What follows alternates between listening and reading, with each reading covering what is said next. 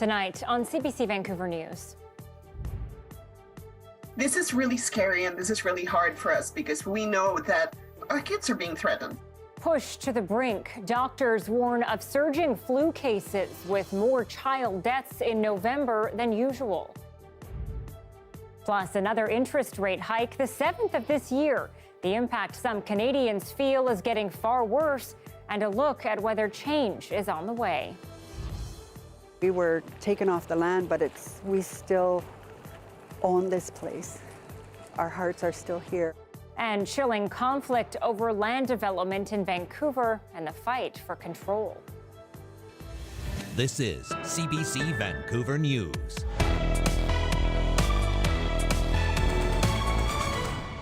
Good evening and thank you for joining us. I'm Anita Bathe. We begin tonight with a startling spike in influenza-related deaths affecting BC children.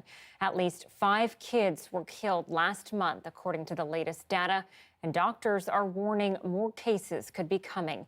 CBC's Dan Burrett has been looking into this and joins us live. Dan, any death is tragic, of course, but how does this compare with previous flu seasons? It is up and, of course, devastating for families of those children who have died. But the coroner says the 5 deaths were in November alone. We're being careful with the language here because the BC Centre for Disease Control says it's aware of 6 reported cases of what they call influenza-related deaths. That discrepancy hinges on the fact that one of the CDC cases is considered bacterial. In either case, last year, there were no influenza-related deaths in children in BC.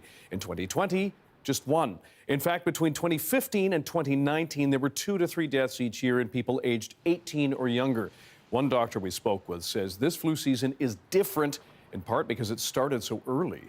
Normally we see influenza coming in January, February. And the fact that it's coming so quickly, the numbers are rising so significantly that when you look at the data that's been released, the curve is practically vertical. Wolak says the situation is scary, both as a mother and a healthcare worker. Sentiments echoed by BC's health minister. He says last month's death toll shows the significant dangers posed by the flu. For many children, it can be relatively mild, and then for some it can be fundamentally difficult, those who are in critical care. This is absolutely devastating for everyone in the healthcare system, and obviously, and most importantly, for the families involved. Dan, obviously a lot of concern about the rise in cases. That doctor also broke out into tears on CBC. What do families need to do to avoid getting sick? Earlier this week, BC's top health officials, as we reported, urged parents and guardians to get their children vaccinated. Dr. Wolak, too, says that is the best protection, especially since BC is one of the lowest influenza vaccination rates in all of Canada. She says it's around 15%. The vaccine this year is a very good match against the strains that are circulating. One of the strains that is circulating, the major strain that is circulating, is H3N2, and that is one of the strains in this year's vaccine, so it offers very good protection. Health leaders say they will be sending text messages and emails to families of 150,000 children under 5 years old, inviting them to book a vaccine appointment and setting up walk-in days at more clinics this weekend. Still, some parents wonder why there aren't vaccination clinics at schools or why they just can't drop in and get a vaccine. Anita. Dan Burrett live tonight. Thank you. And with that spike in cases, we're asking, how concerned are you and what precautions are you taking to protect yourself? I'll put it this way, this is the first year that I've had a flu shot. So I think it's time for me to start having one. And because of all the flu going around, it was just a smart thing to do. I guess none of my friends have it, so I don't feel too affected by it, but I do see the concern. Ever since this became a thing, it's been a thing. So I will continue to mask because I have delicate people in my household, so it's important to me to do so. Not for me, but I'm more worried for some people that I know that have some problems with their lungs and things like that. So I don't want to get it because I don't want to transmit it to them. I think not more concerned. I think it's just, if you stick on top of getting the flu shots and stuff, it's fine. And just, I think anything past COVID now, it just feels less concerning. But I'm not really paying too close attention to it. I'm just not really looking out for the news on that stuff anymore so much. While talk of the flu might seem like old news to some, another area of BC's medical field is looking to new horizons. UBC has received an anonymous donation for advancement of multiple sclerosis research. It's the largest known donation ever for MS research in the world. The new therapies are very complex and they require people working from many different parts of the university to come together in a new way. So you need immunologists like me, you need bioengineers, people expert in manufacturing and developing products for use in humans, and then of course the clinical team to take care of the patients. The $33.8 million donation will help put teams together at UBC's Hospital Foundation and Vancouver General Hospital to support the creation of new cell therapy. It will also give patients in BC opportunities to join clinical trials that are often hard to come by. The dream is that it brings a cure, but in the meantime, it brings hope for cell-based therapies, which we don't have access to in BC. Levings says some of the money will go towards a new building to help expand the work already being done. Well, for the 7th time this year, the Bank of Canada is raising its benchmark interest rate as it tries to drag inflation down. This latest hike puts the bank's key lending rate at 4.25%. That's the highest since 2008. As Peter Armstrong shows us, that 0.5% is having a real impact on a lot of worried Canadians.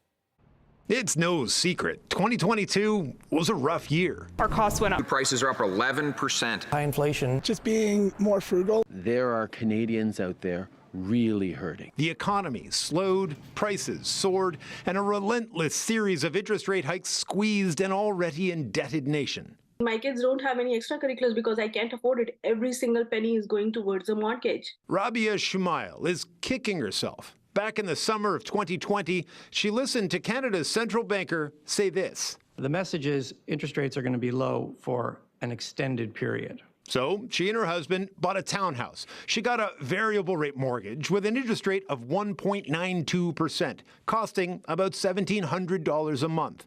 Before today's 50 basis point hike, that rate had climbed to 5.5%. Her monthly payment a walloping $2,700. We said, okay, let's go for the variable one. Seems like a better choice. And I literally feel like I should punch myself for that decision. Like, why did I listen to all these people? That story is playing out across the economy. And economists warn it generally takes up to 18 months for interest rate hikes to work their way into the economy. I think we've only seen the tip of the iceberg in terms of the impacts on the economy from higher interest rates. So things are going to get worse before they get better. This is going to be a rough winter. Higher borrowing costs, just as the economy slows and jobs are likely to be lost. But there is one glimmer of hope. The bank has sent a clear signal it may be ready to pause these rate hikes early next year. If they're not exactly at the finish line just yet, they're very close to that finish line. And the federal government is investing $1.2 million to help migrant women access postpartum mental health.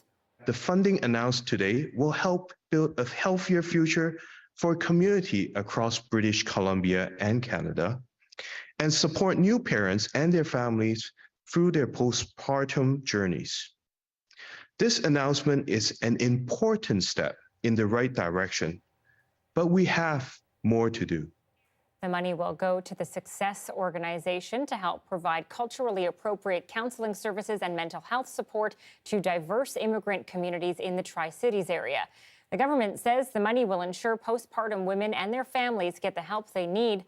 It's all part of a broader plan to prevent mental illness in populations across Canada disproportionately affected by the COVID-19 pandemic.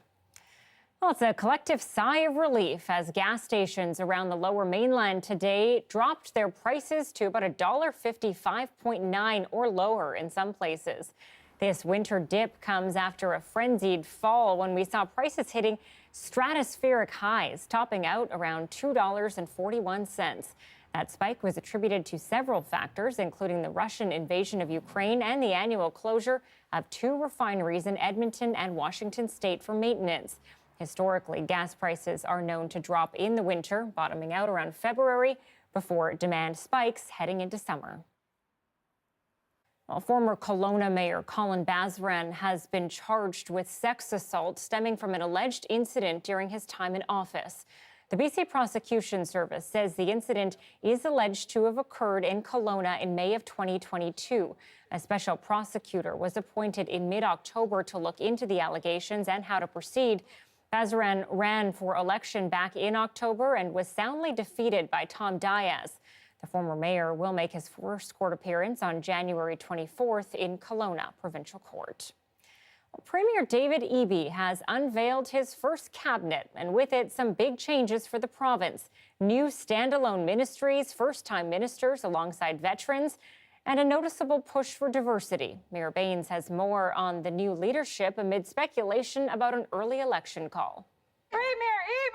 A small but loud group of anti-fracking protesters demonstrated outside Government House as Premier David Eby and his new cabinet arrived.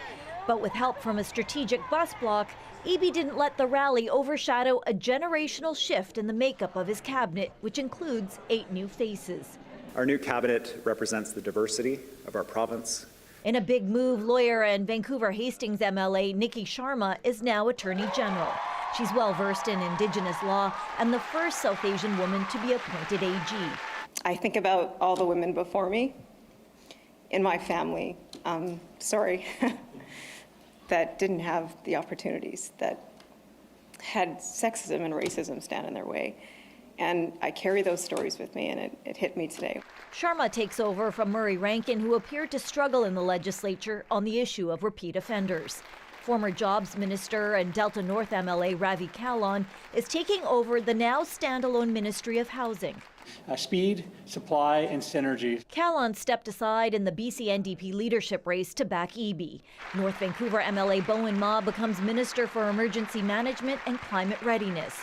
Another big change, Kootenay West MLA Katrine Conroy is BC's new finance minister.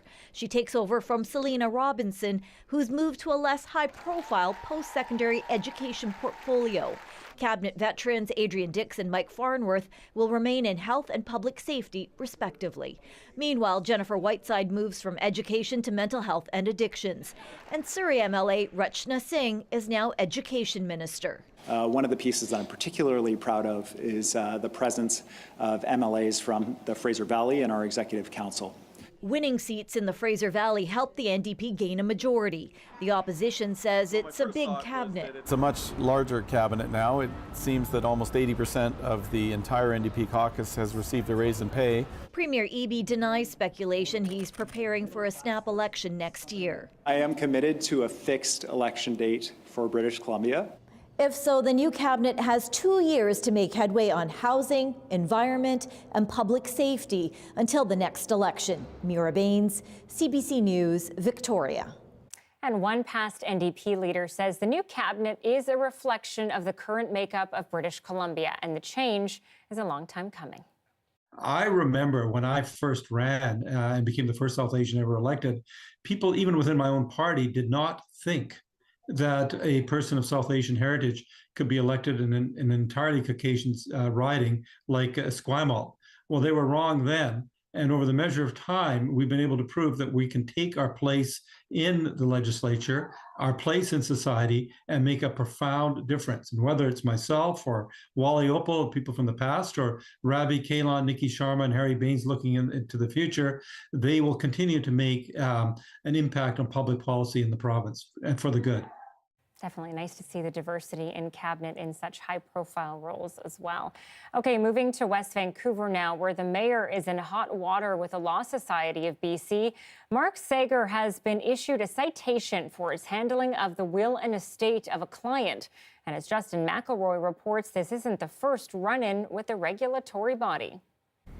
It started as a favor to a dying friend.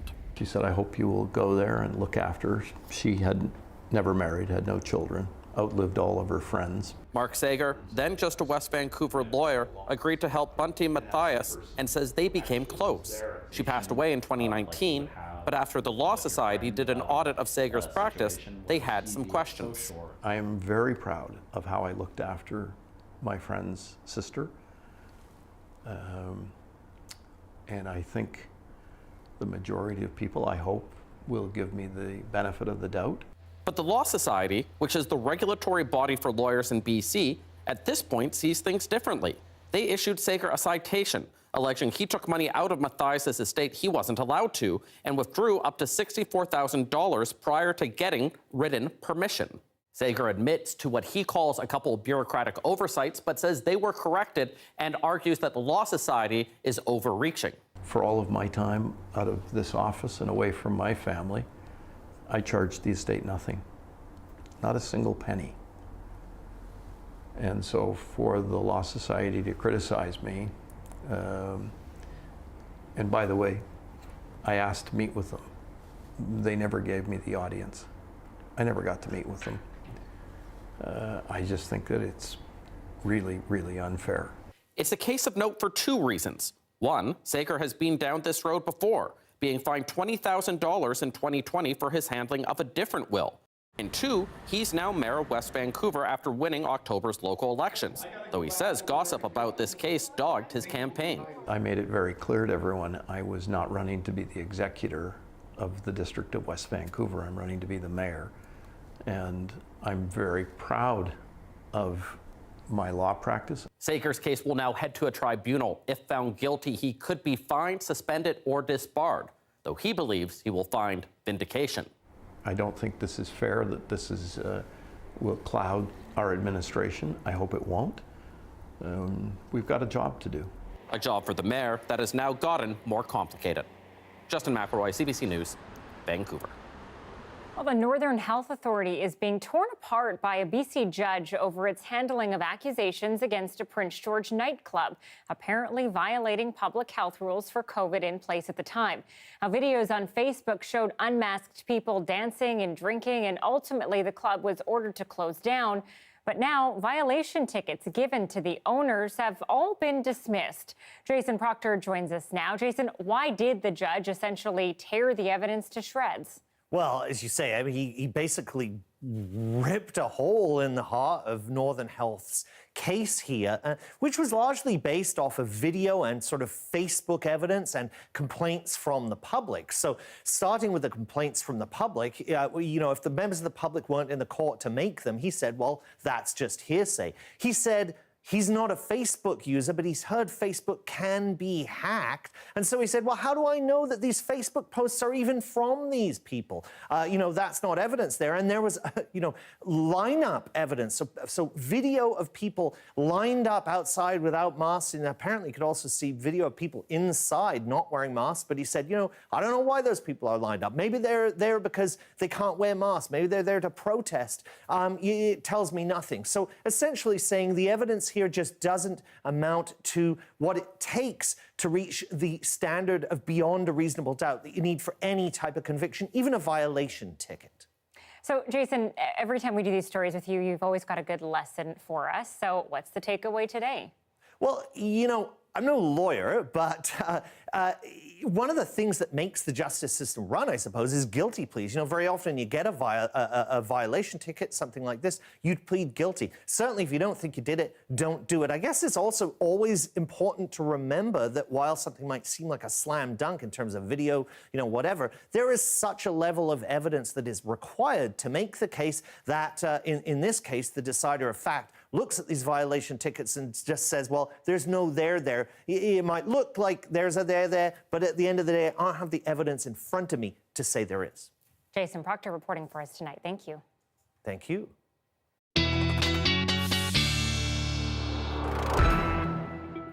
Johanna Wake staff is off tonight. Kuljeet Kaila is here. And Kuljeet, I know the temperatures weren't technically colder than yesterday, but man, I felt it in my bones. It's that wet cold versus dry cold. Which a lot of people that are outside of this Lower Mainland don't understand. It's a different kind of cold here in the Lower Mainland. And I felt it when I moved here, and it gets right through your clothes and to your bones. So we're going to have to bring you some warmer blankets and jackets tomorrow, Anita, to get you through. I've got my heating pads, so. Yes, which I've seen, and I love it. I think it's such a great idea. We do have a couple of warnings on the board today for Whistler and Sea to Sky Highway. Snowfall warning up to 20 centimeters expected from this afternoon into tomorrow. So if you're taking the Sea to Sky Highway, winter tires are a must, if not chains. Also a wind warning for Haida Gwaii and Port Hardy for that coast, up to 90-kilometer-an-hour winds. Tonight, we're going to feel some of those winds as well on our local waters. Current temperatures outside 5 degrees at the airport, 5 on the North Shore, 3 degrees in Pitt Meadows. We are sitting quite near seasonal average temperatures for this time of year. Like I said, the wind picks up tonight. We're going to see 60-kilometer-an-hour winds near midnight. Rain starting tonight around 9 p.m. It'll be with us for a few days. About 30 millimeters expected over the next few days. Sunset at 4:14 under some clouds. It'll rise with some rain just before 8 a.m. and on and off rain for tomorrow with a high of 5. Your 7-day forecast coming up, Anita. Thanks, Kuljeet. Well, a group of BC martial artists is trying to knock out concussion ignorance. Research suggests knowledge of brain trauma is lacking inside the world of combat sports. As John Hernandez reports, competitors say the biggest risk to brain health didn't come in the ring, but in the gym. I'm one bad concussion away from never doing this again.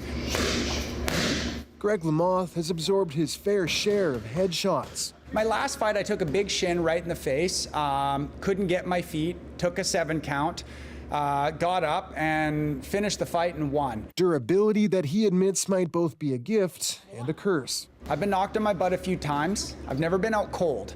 And what we've learned, and this is something that, hopefully more coaches and competitors are learning about, is that doesn't mean you got away with it. Lamoth is aware of the risks of head trauma that come with combat sports, but he's in an educated minority. A 2020 University of Victoria study found that less than 6% of martial arts coaches recognize the level of traumatic brain injury a concussion represents. And just last month, the U.S. National Institute of Health finally acknowledged there's a causal link between brain injury and the debilitating brain disease, chronic traumatic encephalopathy, or CTE. It leads to disruptions to memory, changes in personality, and can lead to dementia. It sounds ugly to say it, but brain injury and combat sports go hand in hand. And it's worth being blunt about it, because when you're blunt about it, people understand it and they do better. This BC lawyer has been campaigning to raise CTE awareness to fighters, coaches, and promoters across the globe. He says the majority of head injuries actually happen in gyms when fighters are training. One thing all gyms need to do is understand concussions and have a concussion protocol in place where students who have concussive injuries remove themselves from sport and then they return safely. Protocols Lamoth's gym has adopted. And you're not going to shake it off and get back in there. I don't care if you feel fine. You're going home, and then we're going to start looking for those symptoms, the slurred speech, the tiredness. Measures that won't remove the risks completely, but can help fighters make smarter choices and take fewer hits. John Hernandez, CBC News, Vancouver. It's a massive Indigenous-led development project that's gotten plenty of pushback. After the break, a look at the controversy and the significance of the project for one First Nation.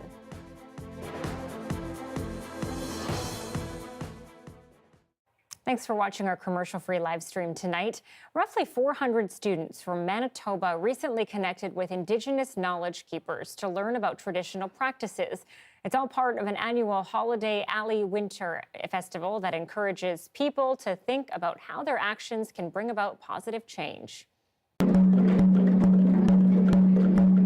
This piece that we're running today is really, really important to us because about 33% of us in Selkirk identify as Indigenous, and we love to dig deep into our Indigenous roots.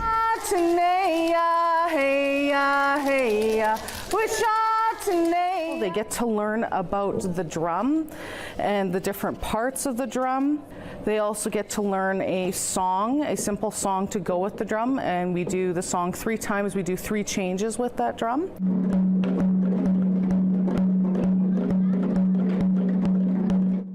So I'm really happy that we get to share this workshop with the students this year. Tobacco tie together, okay? So I'm doing tobacco tie teachings, and it's kind of like to start this whole journey off in a really good way. When we tie those tobacco ties, we think about, the good spirit and intention of what we're doing. We think about those good thoughts and good energies, putting in that, speaking to the tobacco, the sema, which is sacred, one of our first sacred plants that are given to us by Creator. So we're starting it off in a good way, and then we're ending it in a good way. So that's really significant. So I would invite anybody to come out and join us on Saturday and Sunday.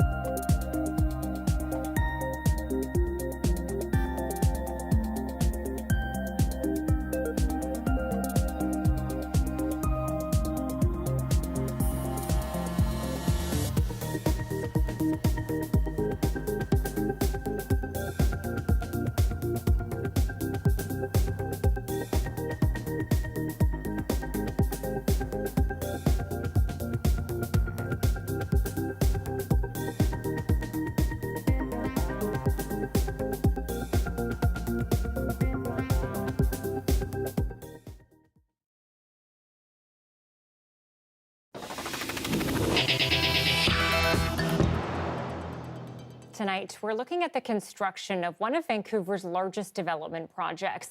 The modern mega complex led by the Squamish Nation is on False Creek, and it's made headlines for months. But the land itself has been a source of conflict for way longer. In our Land Back series, CBC reporter Angela Starrett is looking at the First Nations' fight to finally control what's theirs, despite plenty of opposition. And a warning, there is strong language in this story. This whole area at one time would have just been all beautiful sandy beach at low tide. It's a 120-year lease, and it will bring stable funding to the Squamish Nation. This development is going to help my grandchildren and great unborn descendants because of how long the lease is. When complete, Sinnock will transform the Kitsilano skyline with 6,000 rental units and 1,200 condos, with one of the proposed 11 towers standing 58 stories tall. The cost is in the millions, but critics, including neighbors, say the cost is immeasurable and raise concerns they weren't consulted. On their side, Gordon Price, a city planner and former 6-term Vancouver councillor. I spoke with him in April. He says he's not opposed to the Sinnock development, but argues concrete skyscrapers and urban density are at odds with his notion of indigeneity. You cannot say that our connection to the land is so deeply meaningful that we call ourselves land defenders. When you're building 30, 40 high-rises out of concrete, there's a big gap between that and an Indigenous way of building. Price also takes issue with the fact that city rules for building height and complex density don't apply since the development is on Squamish Nation Reserve land, not city land. But his complaints go deeper. During the taping of our Land Back podcast, Price also said he believes the nation is taking some kind of retribution over this stolen land. They'll be making decisions that are going to profoundly affect the development and the future of Vancouver. It's so interesting listening to you because it's reminding me of when the settlers came here and instituted their governing structures that we weren't allowed to participate in. That's right. And That's right. It's you're exactly talking about, like that. So how does that make you feel? It's like the tables are being turned a little bit. Yeah, no, it's, look, I'll say it. It's basically, you us, now we you. That's no basis for reconciliation. That's not going to work. But That's is it really awful. you, though, when they're supplying Yeah, housing? Thousands of people? While stark and shocking to some, Squamish Nation members like Sequoia have heard Price's comments before. A lot of the people who are angry and, saying that they don't want to see our development occur don't know the history, and they need to be educated and know that, and isn't just benefiting Squamish Nation, but providing housing for some of our people as well as non-native people who live in Vancouver area. Ottawa's responsible for reserve lands, including Sanok. In nation-to-nation negotiations, the Squamish are in talks with the federal government, not the city of Vancouver. A lot of the fear and the fear-mongering is through lack of awareness and ignorance of the underlying issues. And once that understanding is made, you usually find really, really close allies. Imagine the frustration of having no input over the land. It's an irony that's not lost on the descendants of Sanok, lands that once held a different kind of wealth. All lots of resources that helped us survive. Clams, mussels, fish that don't go up the Squamish River, seals, different foods that they were able to preserve and live throughout the winter with. So what changed, and how did we get here? Well, by the 1800s, settlers began chipping away at the territory, eventually boxing residents of Sanok into a parcel of land called Kitsilano Indian Reserve, number 6. It got whittled down over time. A bridge eventually cut through it. Also, Vancouver was growing. They felt that it was an eyesore to have an Indian reserve right in the middle of the city.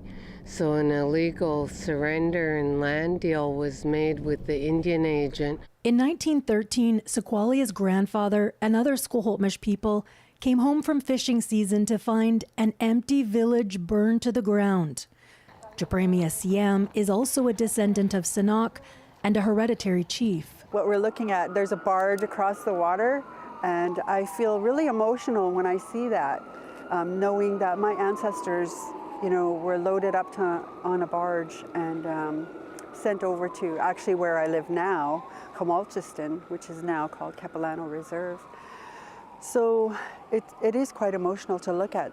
That removal happened because of an amendment in the Indian Act that made it legal to remove Indigenous people from reserves in an incorporated town or city without their consent. But in the 1970s, the Squamish Nation sued the federal government for that removal and won. Finally, in 2002, it struck a $92 million deal that resulted in the return of a prime slice of land right here on the shores of False Creek. And we were awarded what was called the CNY lands because of the way the land is shaped around the Burrard Street Bridge. And the footings of the Burrard Street Bridge were actually a graveyard. We were taken off the land, but we still own this place. Our hearts are still here. Our ancestors' hearts are still here. And nobody could ever take that away. Construction here at Sanok is well underway. And whether the neighbors agree or not, change is coming to this land. Angela Sterrett, CBC News, Sanok, Squamish Territory. Major oversight by the federal government awarding a big contract to an RCMP communications company with ties to the Chinese government.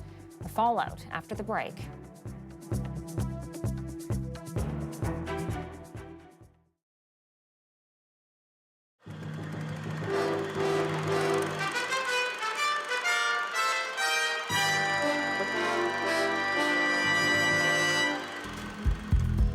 I never dreamed that I'd meet somebody like you. It was 1989 when most of us first heard Chris Isaak. The song was Wicked Game, and its success launched him as both a singer and a sex symbol.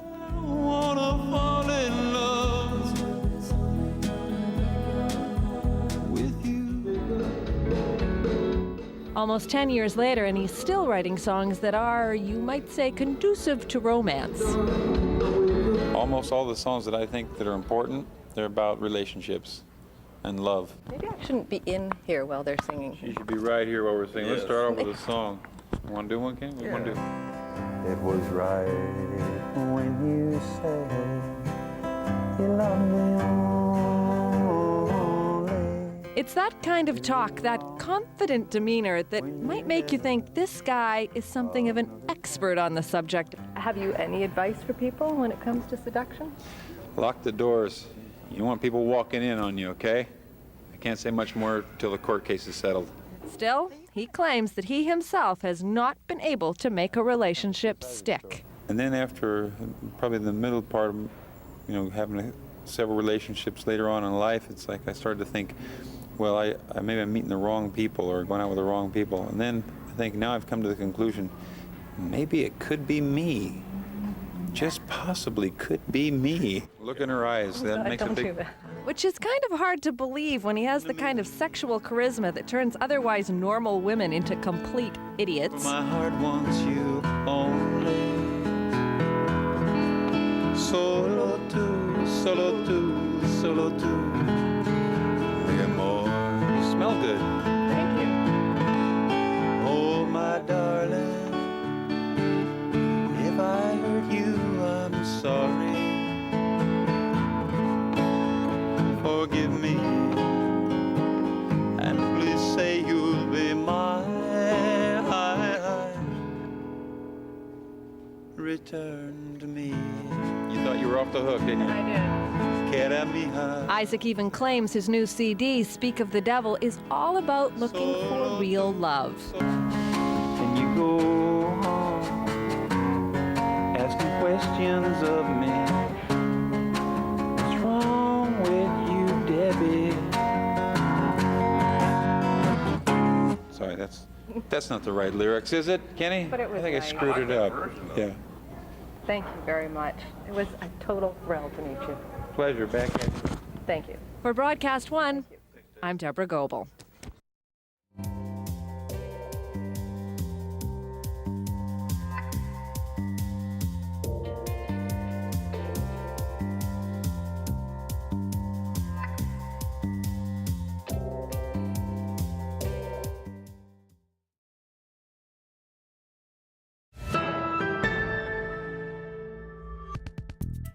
The Prime Minister made a major multi-million-dollar funding announcement today to support 4 Indigenous-led conservation projects.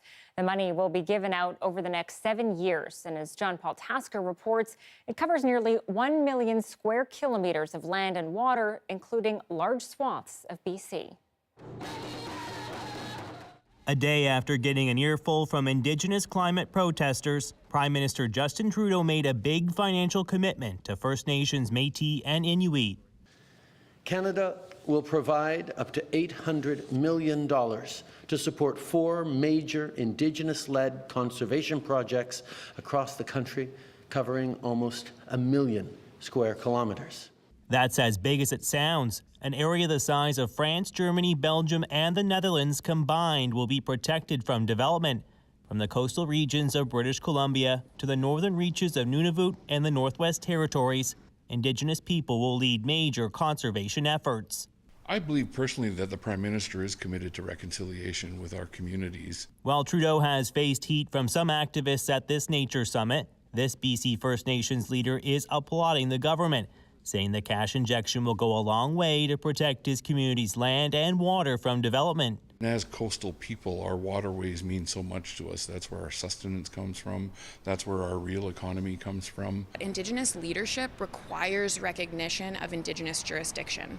This climate activist says if Canada is serious about meeting its goal of protecting 30% of the country's land and waters by 2030, Indigenous peoples need much more control.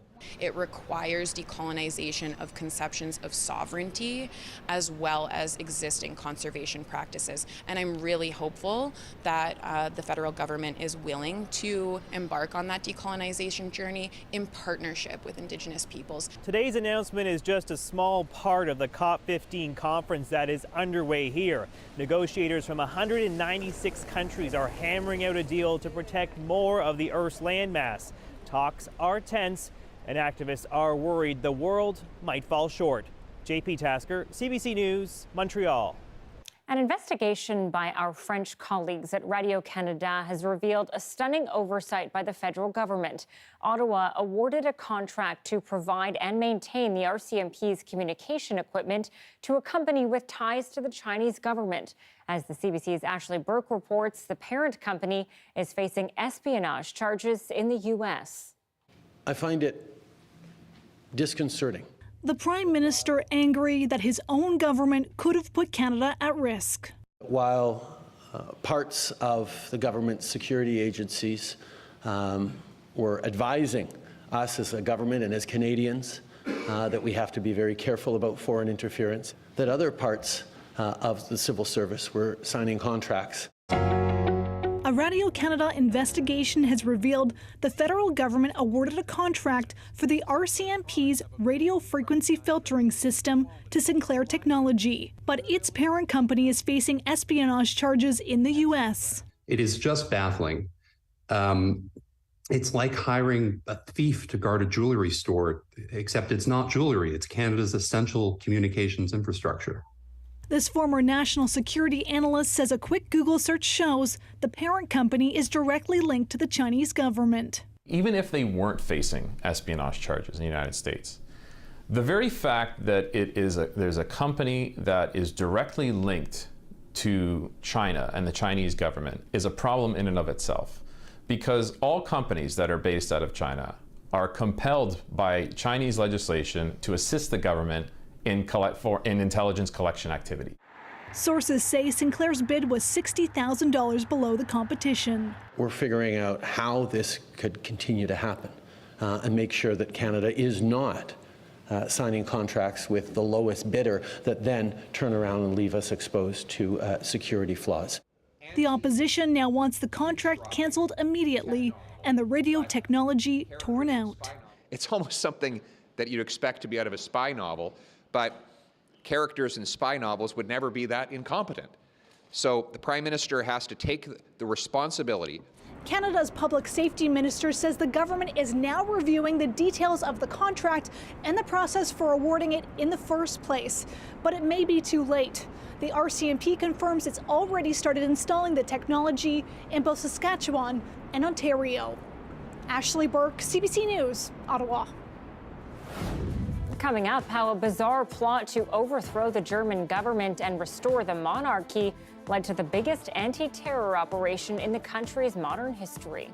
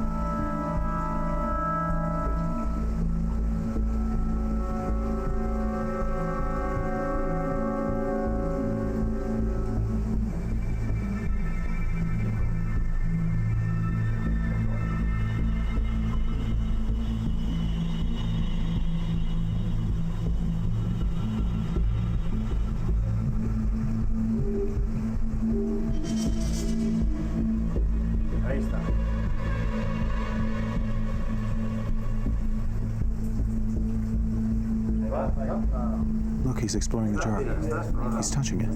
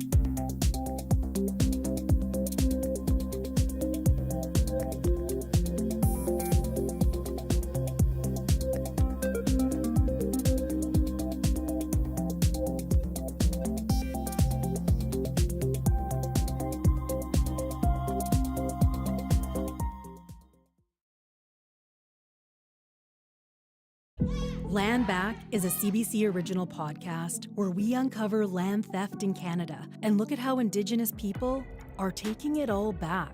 Land Back is out now on CBC Listen or wherever you get your podcasts.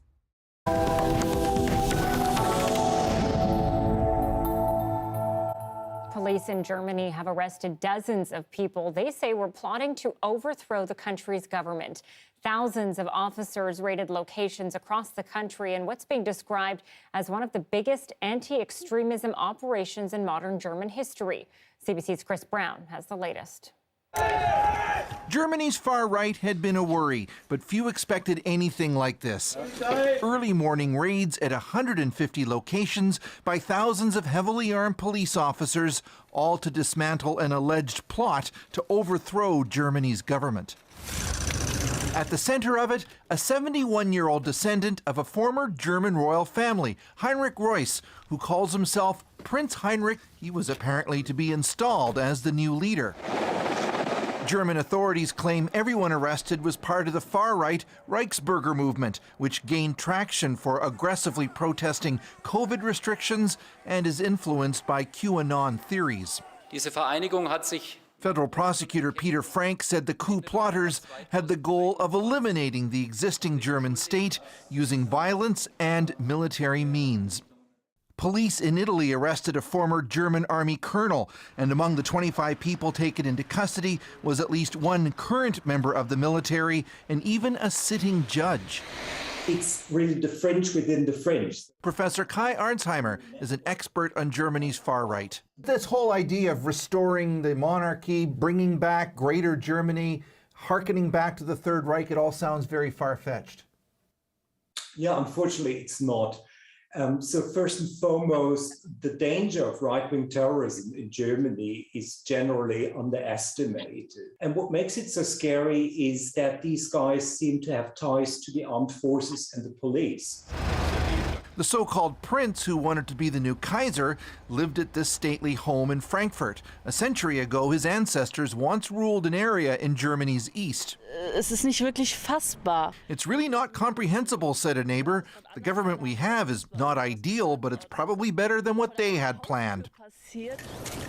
It's unclear how far advanced the plot was, but this dramatic day has many Germans re-evaluating the threat. Chris Brown, CBC News, London.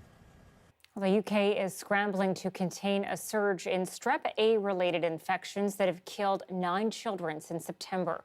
The most recent victim is a 5-year-old girl who died at a children's hospital in Belfast, Northern Ireland. That facility is now so swamped with cases, it has suspended all routine procedures. Britain is now considering using preventative antibiotics in schools to battle the outbreak. To China now, where they're scaling back the COVID-19 protocols. Many see the change as a response to weeks of nationwide protests against severe restrictions, lockdowns, and the president. But as Richard Kimber tells us, the measures come as China is seeing some of the highest infection rates since the pandemic began. China has announced 10 new measures for dealing with COVID-19 that represent a significant shift away from its zero-tolerance approach to dealing with the coronavirus and a major step towards allowing social and economic life to return to some level of pre-pandemic normalcy. Those steps include orders for there to be far less mass testing across the country, far shorter lockdowns if indeed they're allowed to take place at all, and for local governments to have clear scientific evidence if they designate large areas as being high risk. There's also an allowance for the first time nationwide for people with mild or even no symptoms of COVID-19 who are testing positive to quarantine at home rather than in designated quarantine facilities. This all comes days after unprecedented street protests in multiple cities across the country calling for an end for these long-standing regulations and in some cases even for President Xi Jinping himself to step down over his strict adherence to these rules. Health officials have made no mention of those protests, but this is being seen by political and economic analysts as a clear concession on the part of the government of the social and economic strain that these measures have put in place, and the fact that it's ultimately isolated China from the rest of the world. There's an effort on the part of health authorities to boost vaccination rates among the elderly, with only 2/3 of China's over 80s currently fully vaccinated. And although there's optimism among global investors and global economists about the way this could enable China's economy to bounce back and therefore international supply chains to recover, there's also concern about whether or not China's health facilities are really prepared for what could be a bounce back in cases and potentially fatalities if the country opens up quickly without that type of vaccination strategy being well organized and well managed. Richard Kimber for CBC News in Hong Kong.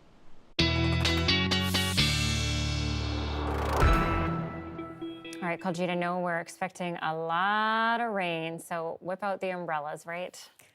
Yes, and we've been talking about that for the last couple of days, and I have to admit the system's been changing quite a bit in the last 48 hours, but we are going to get rain. Starting tonight for the next couple of days, we might see up to 30 millimeters of it, and it's all because of this low-pressure system arriving tonight and bringing 3 different waves of rain. Basically, it's going to be rain on and off until about Sunday, till we see that dry day, and that'll be around Sunday afternoon that we'll see that. Cold temperatures across the province today for Fort Nelson, very cold, -20. They're going to be up to -30 by Sunday. So the system's not just bringing rain for the coast, but cold temperatures for the Cariboo region as well as the Kootenays. Temperatures across BC tomorrow. Sunshine for Prince George at -1, -2 in Williams Lake. Some wet conditions up in Dees Lake and -5. It's going to be pretty chilly up there as well. And for us here, it's rain nonstop on and off for the next few days. Like I mentioned, 10 millimeters on Thursday, 5 on Friday, 15 on Saturday, and then on Sunday, a 40% chance of seeing some flurries before we return to sunny conditions for the first half of next week. Overnight temperatures will be quite cold, 0 and -1. So really bundle up, Anita. No kidding. Okay, thanks, Kuljeet. You're welcome. Assembly of First Nations leaders gathering in Ottawa are on the verge of making a major decision: keep a multi-billion-dollar compensation deal for First Nations child welfare or send it back to the drawing board. As Olivia Stefanovich reports, it's a contentious issue that has the organization split. Life-changing reparations lie in the hands of First Nations leaders. If it's going to go forward in a good way, you know, that'll be a wonderful victory for the children. Some chiefs want the Assembly of First Nations to keep its $20 billion child welfare deal with Ottawa. Should the Liberal government be toppled, it won't be offered at the PC government level. Others say the AFN should renegotiate because the agreement doesn't offer the same level of compensation to everyone. It also leaves some victims out who are otherwise eligible for payments under a Canadian Human Rights Tribunal order. We are also standing up for them because they're the ones that are going to come to us later and say, wait a second, why was I at one point entitled to a larger settlement and then reduced in amounts? The money is meant to compensate First Nations people discriminated against by Canada's underfunding of the on-reserve child welfare system. If Cindy Blackstock's in the room, can you please come and join me? The two sides agree they have the same goal, even if their directions are different. At the end of this, let's put the politics out of this. We can make sure that in our First Nations canoe of justice, no child has to see their money go away and no child is left behind in justice. We are capable of that. It's a yes and. Despite efforts to find a compromise, First Nations leaders are still facing two conflicting resolutions. Their decision will clarify the Assembly's position, affecting tens of thousands of people waiting for compensation. Olivia Stefanovich, CBC News, Ottawa. In memory of the Queen, the Royal Canadian Mint is making some changes to a key Canadian coin. After the break, we introduce you to the Black Toonie.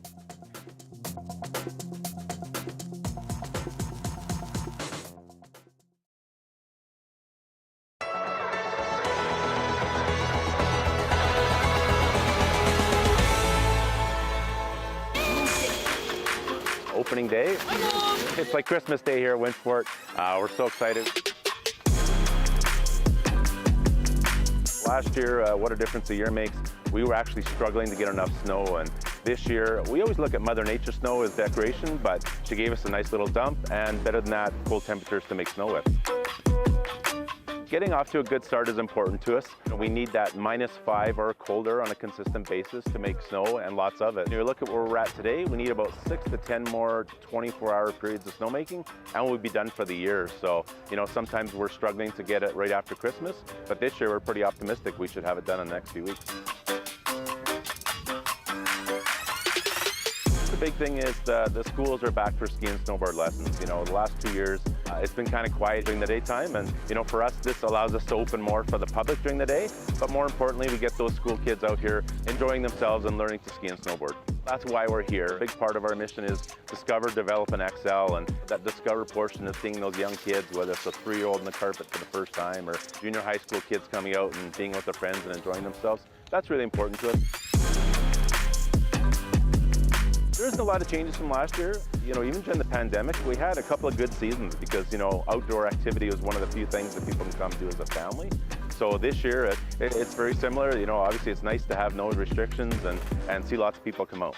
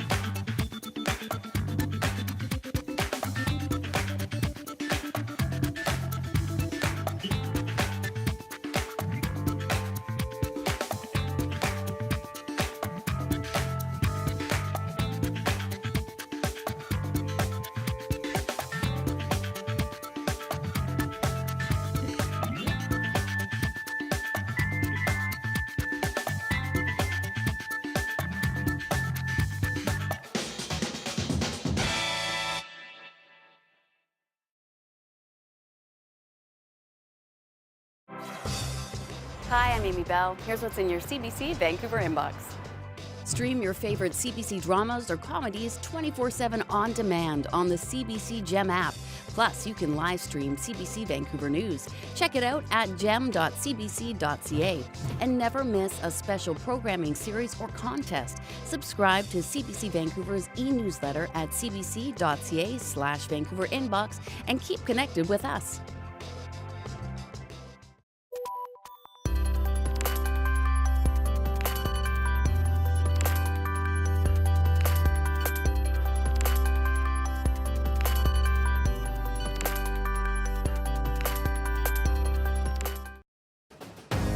We're sharing really important information with the public, and I feel like this is exactly what our job is, especially as the public broadcaster, especially in morning radio.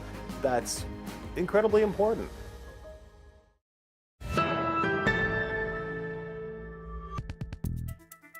The Royal Canadian Mint is issuing a new coin in memory of the Queen. The traditional silver ring of the toonie is being replaced by a black ring. The Mint says it's intended to evoke a mourning armband to honor the late monarch. The Queen died in September after 70 years on the throne. Nearly 5 million of the coins will start going into circulation this month. The Mint says it may produce more, depending on demand. Yeah, remember when the toonie first came into circulation and you could actually poke out the center of it? This is a big upgrade. All right, thanks for watching CBC Vancouver News tonight. I'm away for the next 2 days, but the wonderful Dan Burrett will be here. Good night.